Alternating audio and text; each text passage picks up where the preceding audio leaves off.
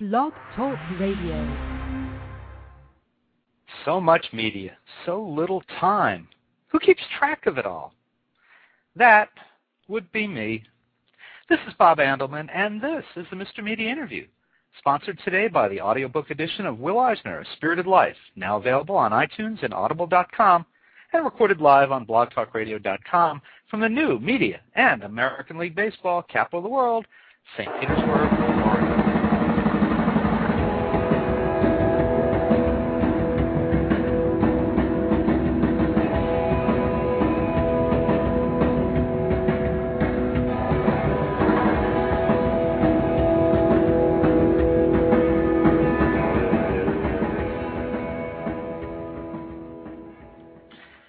John Rosenberg, you had me at the gray-skinned alien who said, on our planet, people worship pancakes. That's the point. It was page 3, I believe, that I realized that Goats, Infinite Typewriters, was spinning out of control, and I loved it. This first print collection of Rosenberg's wackadoodle webcomic, and maybe whack-a-mole would be more appropriate if he'd only write a mole into the story, it was my kind of strip. It's got aliens, a chicken named Diablo, monkeys as assistant editors. That's kind of, stereotyping, I think. Bikers, alternate universes, good Hitler, a character coincidentally named John, and yes, even a goat. Even better, it includes a stop at my exit of the New Jersey Turnpike. Number 9, for those of you who don't already know. I'm sure you all do. And who isn't excited about something like that? John, welcome to Mr. Media. Thanks for having me. So, the title of your comic is Goats, but I only count one goat. What's the story there? Not much of one. Let's see, my roommate and I, Philip, who's also has a character based on him in the comic, he used to make a lot of goat noises when we were rooming together when we were poor back in the day, and we found the goats.com domain name available, and of course, saw it as a sign to start an empire. So the name actually comes from the domain name. It doesn't mean much of anything, and then we wrote the goat into the storyline to kind of justify the existence of the domain name, and then that just caused additional confusion because people they saw one goat and they said, where's the other ones, and then it got out of control at that point. So I just make up another story every time somebody asks me. This acronym or that. Right from the beginning, you wrote yourself into a corner, basically. Basically, it's been that's the way it started out, and it's been that way ever since. I just keep writing myself into corners. And that's fun of it, though. It's finding a way out again. That's amusing and makes sense, or doesn't make sense depending on the situation. Now, does Philip have any? Obviously, there are just again coincidentally. There's a character named John, a character named Philip in the strip. Does Philip play any other part than being a character in the story? He hosts the website that the webcomic runs on, and very kind for doing so. And tells me when I'm sucking, and that's usually helpful. It's good to have someone in your life who can do that. That sort of feedback is invaluable. That's why I have a wife. That's her entire purpose is to tell me when I'm when I'm doing that. How long have you been doing the strip now? Oh, geez. It's been about 12 years now, I think, something like that. We started in 1997. So it's been a long time. There weren't many other webcomics even in existence at the time. I think there may have been, I could probably count on my hands the number of webcomics that were running at that time, and now there's thousands of them. And where does the collection pick up? And from looking at those 12 years, where does it start at the beginning, or does it pick up somewhere in the middle? No, it picks up around 2003, which is when I moved away. It had been a kind of a gag-a-day, strip where storylines would end and get resolved and everything would go back to the way it was. And I decided that I wanted to do something a little more, something with consequence. That when something happened to a character, it really happened and it had effects, and we could never go back to the way it was before. So around beginning of December of 2003, I started slowly transforming the strip into this kind of epic sci-fi adventure, and that's where the collection starts. You don't need to have read the material before to get into it. I've included a 7 or 8 page summary in the beginning of the book that kind of gets you up to speed real quick, introduces you to all the characters. Yeah, I noticed that. I kind of jumped right in, and it was like, okay, what's going on here? And pretty quickly, you get the idea, and then it just goes. I mean, it goes in so many directions. I just thought it was amazing. And also, I wondered.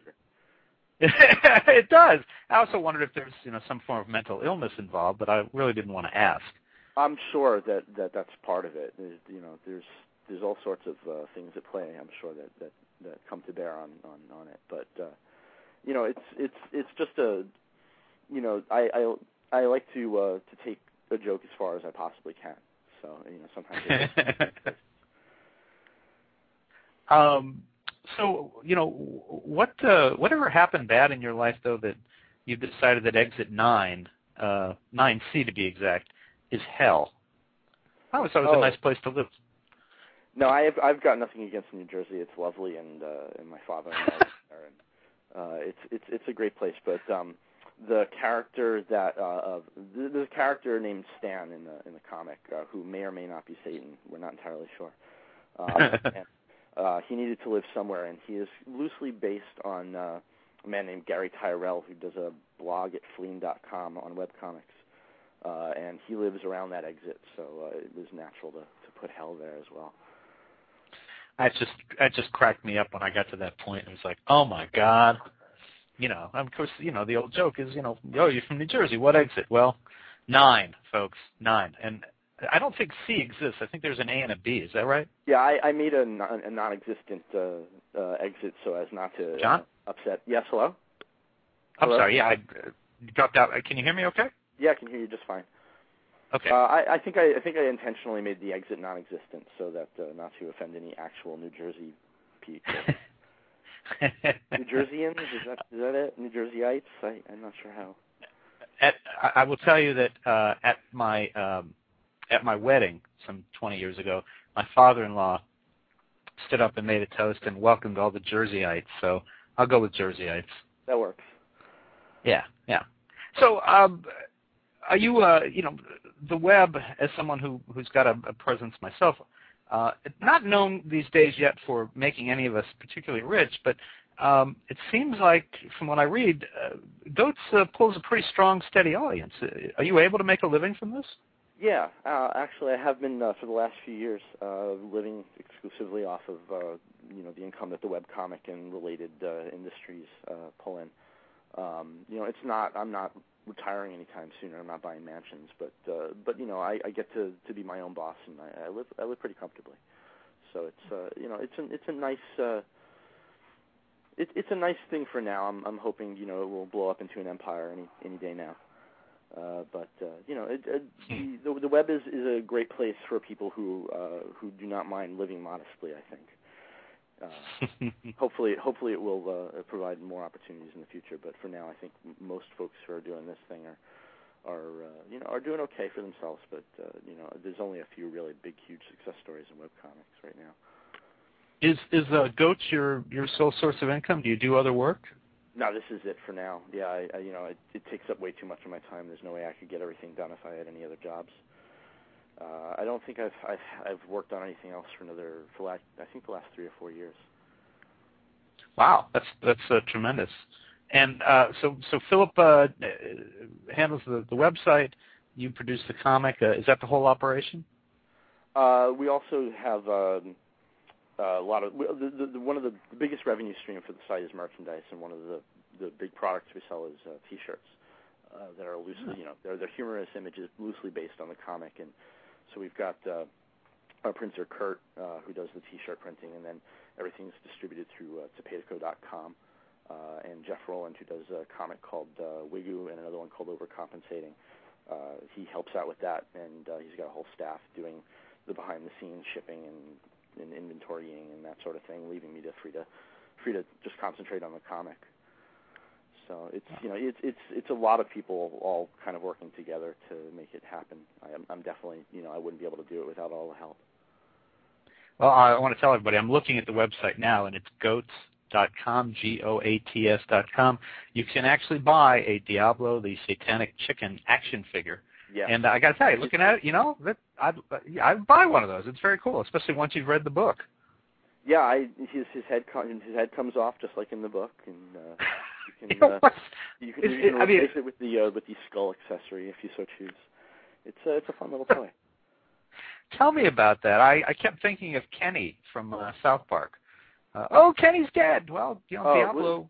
I actually think the Diablo losing his head bit predates Kenny because we've been around for so long. It's funny. I sometimes notice bits from the strip working their way into that show. Although I don't think there's any connection. I think it's just a matter of like minds. But it's funny to, people later on will say, "Hey, you stole that from South Park," and I'm like, "No, actually, if you compare the dates, it's the other way around." But not that I'm accusing them of stealing anything. I'm sure they came up with everything independently. We'll just say that to avoid lawsuits at this point. Yes, absolutely, and because it's probably true. I imagine your readers are very loyal. Yeah, a lot of them have been stuck around. They've stuck around the entire time. A lot of them came around in the very early days when it was very crude black and white jokes about beer, and are still reading. I still get emails from those same people who have stuck around. So it's funny. A lot of folks who were in high school when they started are now, raising families, and it's a little scary to think that anybody would stick around with it for quite that long. And of course, you've outgrown crude jokes about beer, I'm sure. They're less about beer and more about quantum decoherence and that sort of thing. But they're still crude.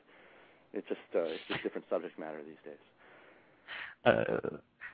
Speaking of crude, I have to ask you: is it a good thing or a bad thing that your aliens piss Dr. Pepper? I guess that would depend on your own personal tastes. I personally would not appreciate that. I prefer less organic source for my Dr. Pepper. But no, that was a gag from the strip. They have a lot of different bladders, and each one produces a different substance. Some wonderful and some not. Well, okay, so that's what I was going to ask you: is Dr. Pepper? Is that consumed in mass quantities around the goat shop, or is that disdained? I like Dr. Pepper. I don't drink it all the time. It's an occasional treat. The thing that gets consumed a lot here is Red Bull. It's my lifeblood. I don't think I'd be standing right now without some. So I'm hoping that they'll give me a sponsorship at some point. It would be helpful. And I guess the more we talk about it, the better your chances, right? Yes. Drink Red Bull. It's excellent. It doesn't contain very much cocaine at all. Oh, that'll help your case. Yeah. Oh well. Now tell me about, and of course, now I understand the strip is it produced every day? Is it 5 days a week? How often is there a strip? The schedule has varied over the years. The current schedule, if I was on it, would be Monday, Wednesday, Friday. The book launch has kind of thrown a little bit of a wrench in that this week, but I'm sticking as close to that schedule as I can for right now. So, I'm referring generally in the conversation to things that are in this first volume, Goats Infinite Typewriters. Right. But I got to ask you. Go ahead. No, I'm just. I think those are the strips from end of 2003 through around 2006 sometime. Okay. All right, so I'm about 3 years out of date, and for those Goats fans who are into the daily continuity at this point. But I got to ask you about Robert Goulet. I was shocked at his treatment. I'm guessing you're not a Man of La Mancha guy. No, I love Robert Goulet. When I put people in the strip, it's not to savage them; it's to pay tribute. I just thought it would. It's this fish's psyche. It's not my personal tastes or predilections that are at play here. I'm just trying to establish the character. So Robert Goulet naturally would be someone that the character of the fish would be obsessed with. So if he's playing a part of his persona, it's a representation of himself to himself. So okay, hence the presence of. I'm sorry. Hence the presence of Good Hitler and Woody Allen and George Bush and George Lucas. Well, yeah. I mean, all of them. They're all wonderful human beings. Especially Good Hitler, who is of course not bad at all. Right. Hence the name. So Good Hitler, exactly. Naturally, it's okay, to feel good about Good Hitler. I was wondering if you felt like any of the characters from Stephan Pastis's Pearls Before Swine could feel comfortable walking through a goat strip. I would not recommend to any cartoon characters to take a walk through there. I think it's a dangerous place. There's a lot of incidental deaths and dismemberments and all sorts of things going on. So they're welcome to show up, but I really, I'm going to have to request they sign a waiver beforehand. I don't want to be held liable for anything that might happen. I don't know. It seemed to me like Rat would be quite at home with your characters and their attitudes and their behavior. Yeah, very possibly. You think Rat and Oliver? Who do you think would prevail? Oh, I think that sort of wagering is best left to the experts. I'm a very poor judge of these sorts of things. All right. As he politically exudes. Sorry. I mean, just giving you the opportunity. I could play. I could play favorites. I could say, of course, my guy. Yeah, I'm going to vote for my guy. But that would be rude. I don't think I'm going to go there.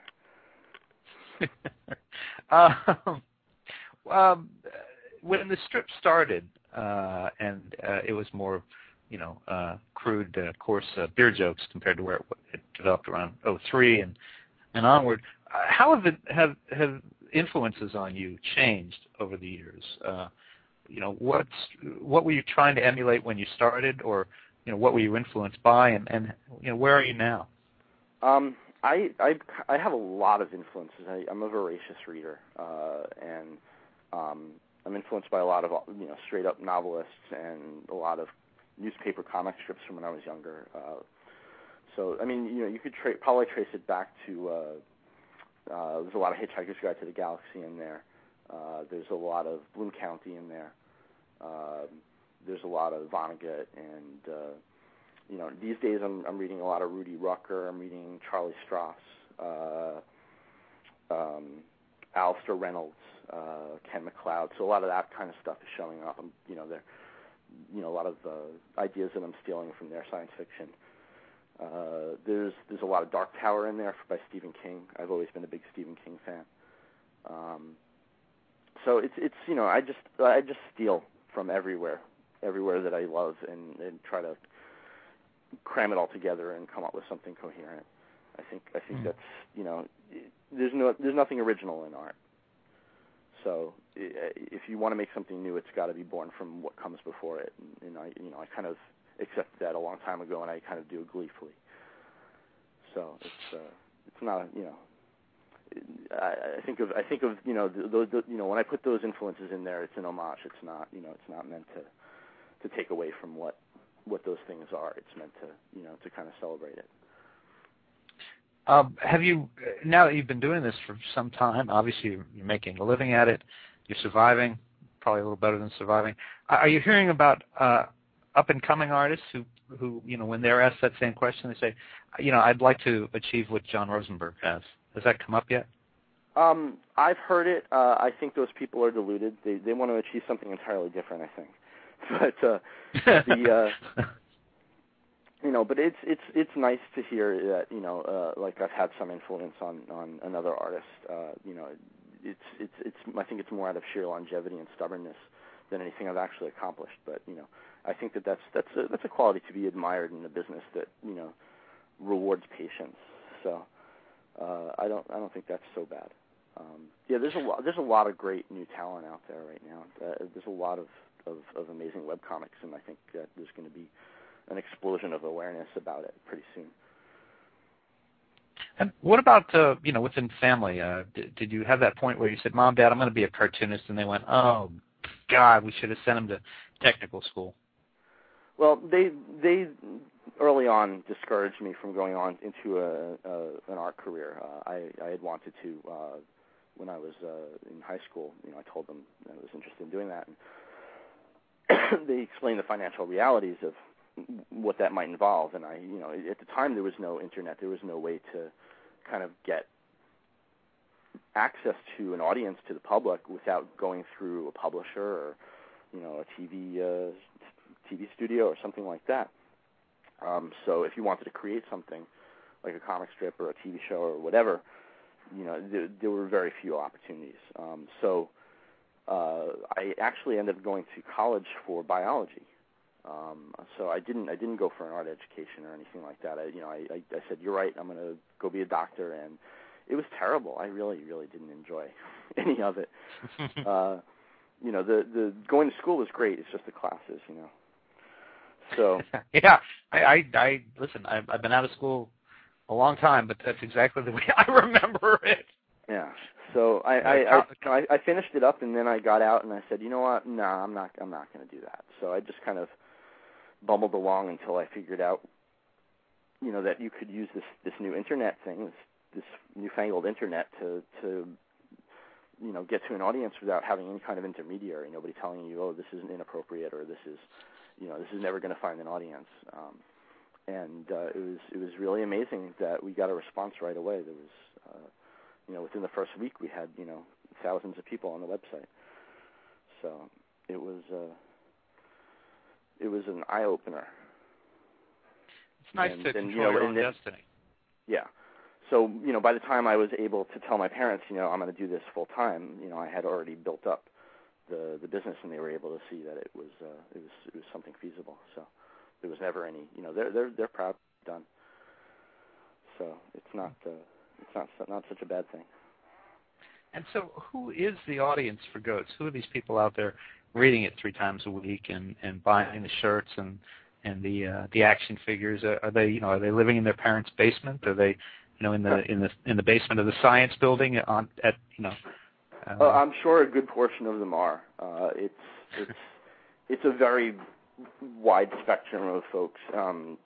I only meet some of them at these conventions because I think the normal folks who read the strip are scared off of events like that. But it's every slice of life. But it's a lot of people who who appreciate the intellectual side of things, who science fiction fans, who are beer drinkers, folks who love a good beer. I couldn't pin it down to one group of people. But beer drinkers would certainly be among them. Oh yeah, I think it really, really helps if you've had a beer when you sit down and read the strip. Highly recommend it.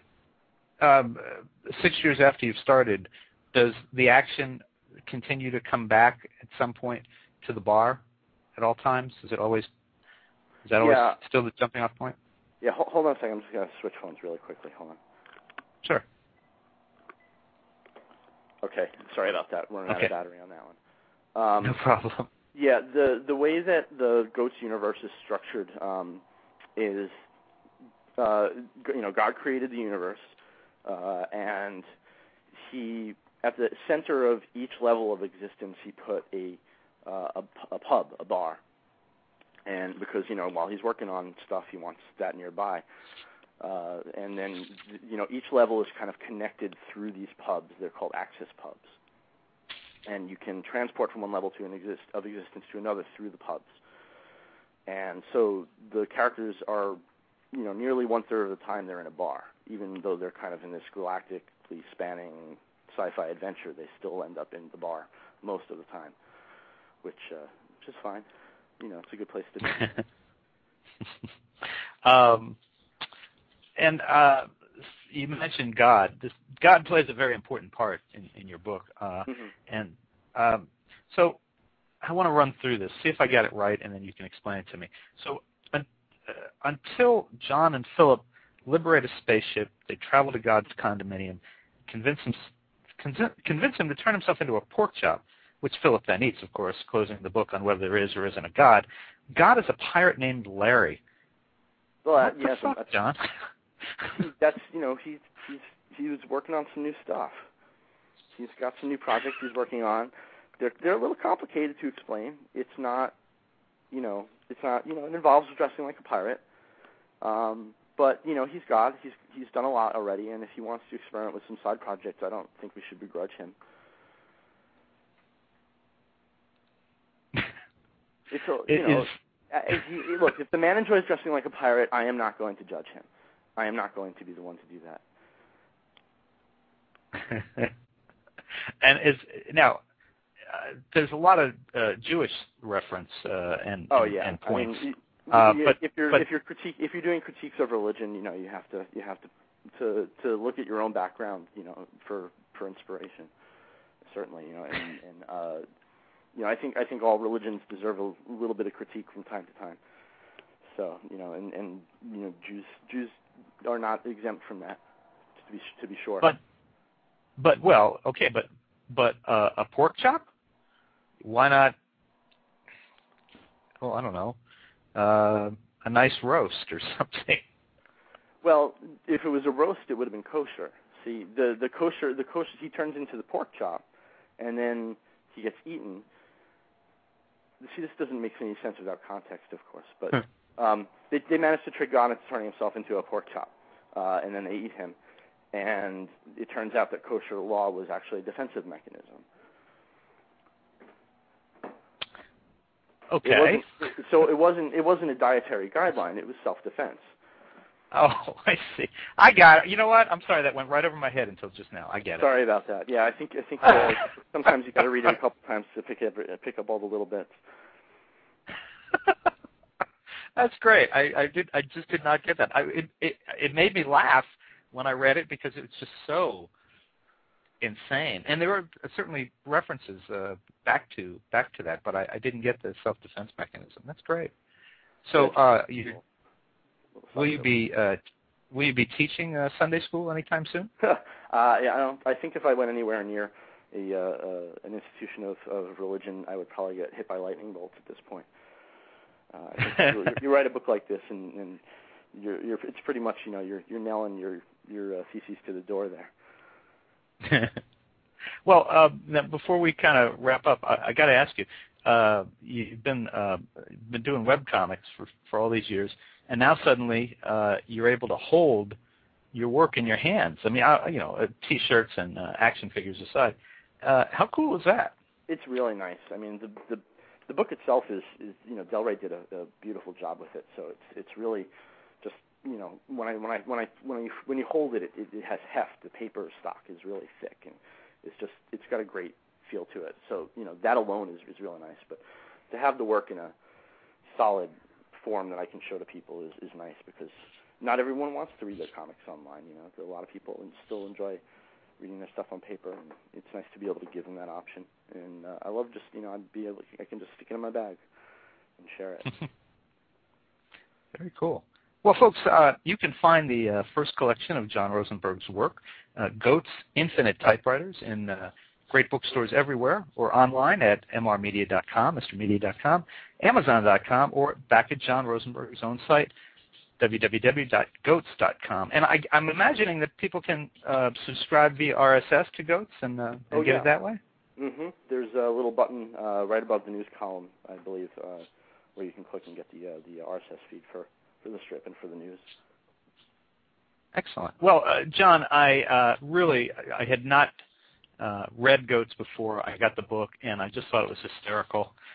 It's just so all over the place, and it's just brilliant. I look forward to many more years of reading it. I hope that doesn't spoil your plan, but that would be my desire. And thanks so much for joining us on Mr. Media today. Well, thanks for having me. It was great. My pleasure, and good luck to you. Thank you. All right. And folks, for more interviews with your favorite comics artists and writers, cartoonists, surf over to our main website, www.mrmedia.com. That's where you can listen to my earlier conversations with Patrick McDonnell, Ray Billingsley, Jerry Scott, Rick Kirkman, Jim Borgman, Stefan Pastis, Mark Tatuli, Mort Walker, and many, many more. And please think about writing an online review of Mr. Media, casting a vote for Mr. Media, or marking Mr. Media as one of your favorites, whether you listen on Blog Talk Radio, TrueSlant, Pointer Online, MySpace, Facebook, NetVibes, FriendFeed, Multiply, Zanga, Friendster, Orchid, Bebo, Podcast Pickle, Vox, Folio, Mediafly, Podfeed.net, PageFlakes, Eons, Mihente, Blueberry, Zencast, Zimbio, or Odeo. And subscribe to Mr. Media in iTunes, and you'll never miss a show. Just search Mr. Media Interviews within the podcast section of iTunes and click the free subscribe button. It's that easy. You can also listen with a piece of string and a tin can in many locations. If you've got an idea for a guest, email me directly at bob@andelman.com. That's ANDELMAN.